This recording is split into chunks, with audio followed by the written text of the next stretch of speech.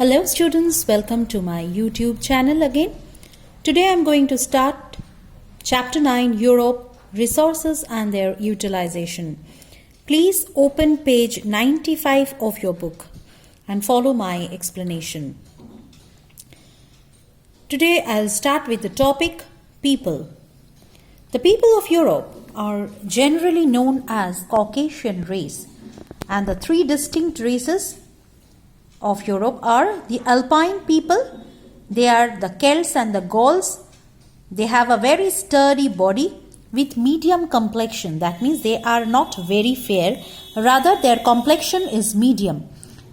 And they have distinct feature like their facial bones are very broad. Where do they live? They live in the highland regions of southern Europe. Next is the Nordic people. They are very tall, well built and very fair. They have blue or grey eyes and their color is light in shade. They have been living in the Scandinavian area for a long time. Then the people of the Mediterranean are people who have settled along the shores of this Mediterranean Sea, and they are very short in height and have dark eyes and hair. So these are the different races of people, those who live in the different parts of Europe. There is nothing to explain as such, and in this map of Europe, this is a thematic map. About thematic map you have read in chapter 1. It deals with particular theme. Now the theme of this particular map is population, and there is the index which is showing the density, and different colors are used for showing what is the density of population in the different regions of Europe. Now let me turn to page 96 of your book. See on top. Now Europe is very densely populated, that means thickly populated with more than 70 persons per square kilometer. But the distribution of population is not the same everywhere. That means it varies and differs with relief climate utilization of natural resources. Then which are the densely populated region? Say for example you see Western Europe is densely populated because there you will find fertile land, navigable rivers which facilitate trade and communication, and there are also, it is a plain land, so fertile land, agriculture is also possible. You can build some factories, so there are manufacturing units as well. So people prefer to live in this kind of areas which has some productivity.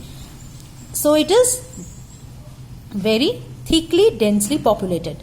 Other regions like Netherlands, Belgium, these are also highly populated. Rhine Valley, Ruhr Valley of Germany, Lombardy Plain of Italy, London Basin of UK, Paris, and cities like London, Moscow, Paris, Amsterdam, Naples, Vienna.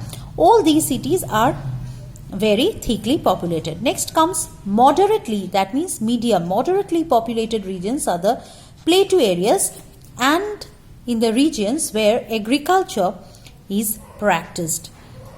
So these are moderately populated regions.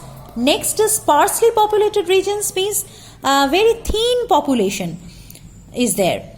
Which areas? Obviously Tundra and Taiga, because in these areas it is not possible for people to live in that extreme cold climate. Nobody prefers to live over there. So climate and other relief features of the place doesn't support population. And the region of Eastern Europe and the Urals and Caspian Sea, the population is even less than 10% per square kilometer in this region. So can you imagine? These areas are so thinly, sparsely populated areas. Next comes the topic natural resources. Europe is one of the most developed continent, and this is because it has plenty of natural wealth, excellent climatic conditions, and hardworking, resourceful people who make the best possible use of the natural resources that are available in Europe. Now let's start with water. Now Europe has a plenty of water supply because the rivers and streams that flow down the mountains and into the plains. So these streams can be used for irrigation. They provide water to the lowlands, which has helped for the growth of industries. Then the swift flowing rivers, the rivers which flow with great speed, they help in production of the hydroelectricity because the great speed of the water storehouses, they have a lot of energy in them, and that energy can be harnessed and processed and used to generate hydroelectricity. You know, hydroelectricity is non-conventional power resource, and it is non-polluting also. So, lot of hydroelectricity can be generated from the swift flowing rivers of Europe. So many rivers are there which come down to the plains from the mountains. So they have great energy, and this energy can be harnessed in the production of hydroelectricity in the mountainous regions. European countries like France, Spain, Italy, Switzerland, Norway and Sweden, they have remarkable progress in hydel power production because of this swift flowing rivers which passes from these areas. So many hydroelectric plants can be constructed in these areas for the production of hydel power. Next is, these plants are built across rivers in the mountainous areas, and they are connected by canals, and water after the production of hydroelectricity can be used for irrigation, can be used for navigation as well. And the fertile silt which are deposited in the plain areas by the rivers, this helps agriculture. That is a very important point, that it encourages agriculture. The land is so fertile over there because every year the rivers deposit silt. So this silt is very, very useful. It makes the soil very fertile. Next is the forest. Forest of the taiga in Norway, Sweden, Russia. They produce wood which is used for the manufacture of paper, furniture, turpentine, rayon and other synthetic fibers and resins. And the coniferous trees, it produces softwood. And you know, softwood is useful for making matchsticks, paper, pulps, paper, all this. And the German-Swiss border, the traditional skills of wood carving is very famous. So people of that region, they are involved in making this wood carvings. They make this cuckoo clocks and all. The Cork Oak. Now, this is a kind of an evergreen tree. This is medium-sized evergreen trees which helps in the production of cork. Now, cork is very light, water resistant, and it can even float in water. So, this cork has high commercial uses, high commercial value. So, boats which can float on water or several other commercially useful goods are prepared from this cork. So, cork oak is a kind of tree which provides this cork.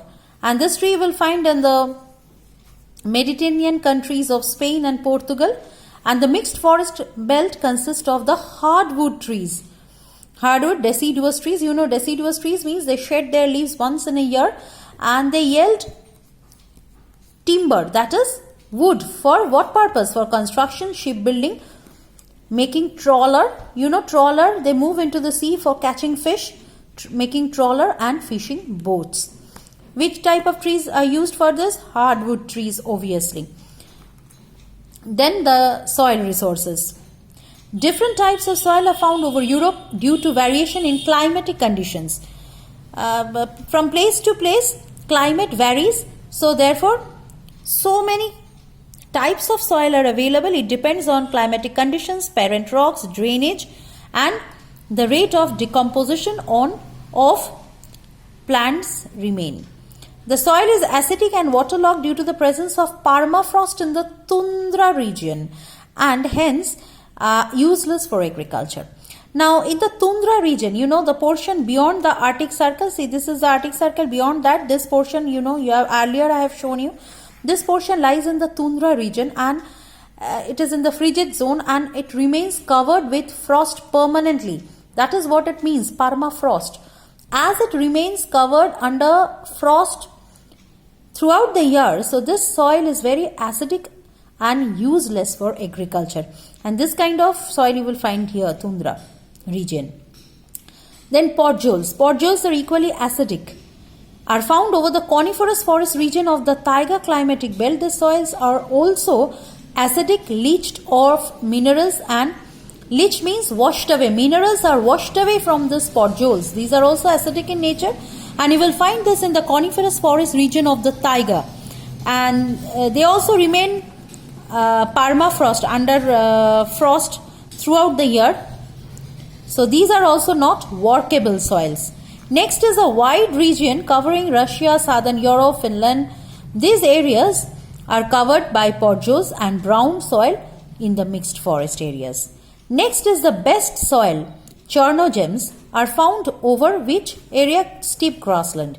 You know, this grassland is very famous, very fertile, produces a lot of wheat. So see, temperate grassland. So the best soil, which is very fertile and rich in humus, is Chernogem, and this is found in the steppe grassland. Next is alluvial soil. They are found over the lowlands. You have read that this kind of soil is deposited by the rivers when they enter the plain areas. These soils are highly fertile and also suitable for agriculture. So that's all for today. Today I taught you till here. In my next video I will be continuing with agriculture from page 97 to few other pages. Children, please read the portions that I have taught. Read those pages from 95 to 97 till soil resources. Read them thoroughly. After listening to my explanation and after a thorough reading, I hope that you will all understand everything in the chapter. Thank you for watching the video.